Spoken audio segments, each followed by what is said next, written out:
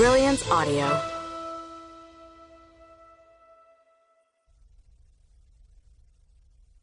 Her Song in His Heart by C.L. Stone, performed by Natalie Eaton.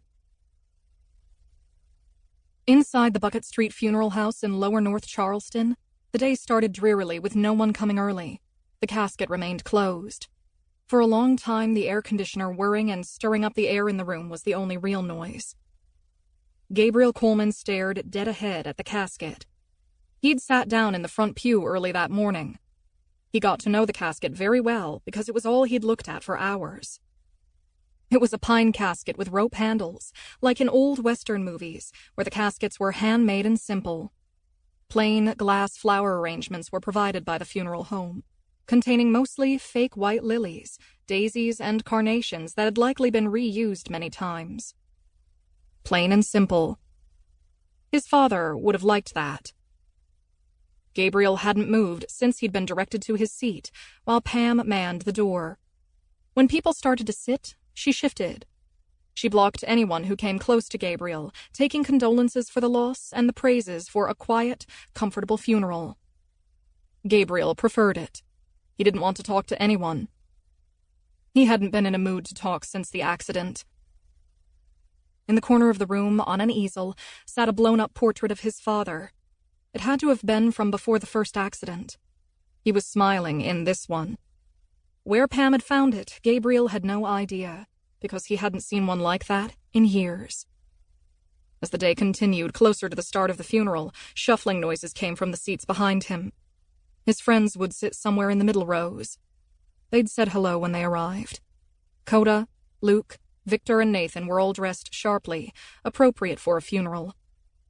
Gabriel would have preferred to sit with them, but Pam insisted he sit in the front.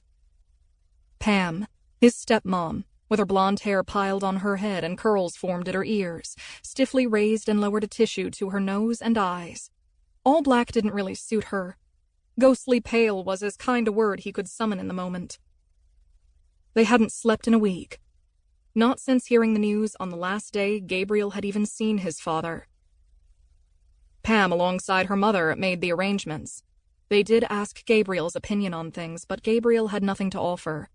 He hadn't really spoken much, except to say the casket choice was fine, that her flower choices were fine, and he'd be fine. Whatever fine meant. Gabriel zoned out as people filled in the pews behind him. With a shift in the air, a shadow that towered over him drew him out of his thoughts.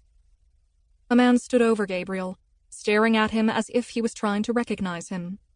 He seemed oddly familiar. Very tan skin, dark hair, and eyes. Gabriel was sure he'd seen him before, but he couldn't remember.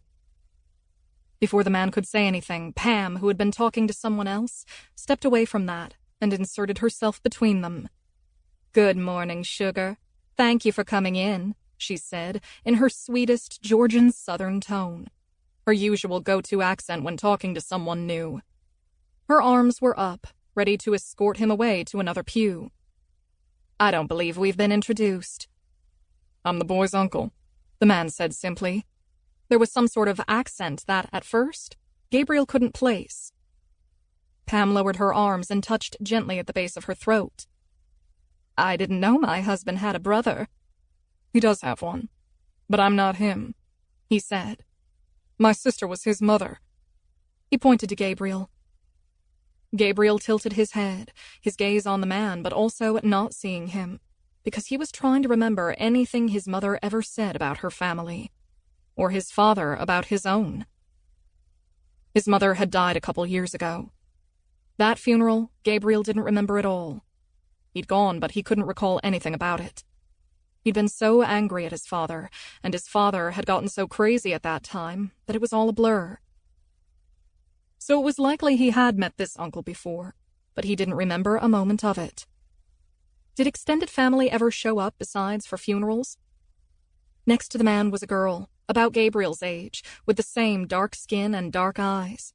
And next to her was a boy, young, maybe 5 years old.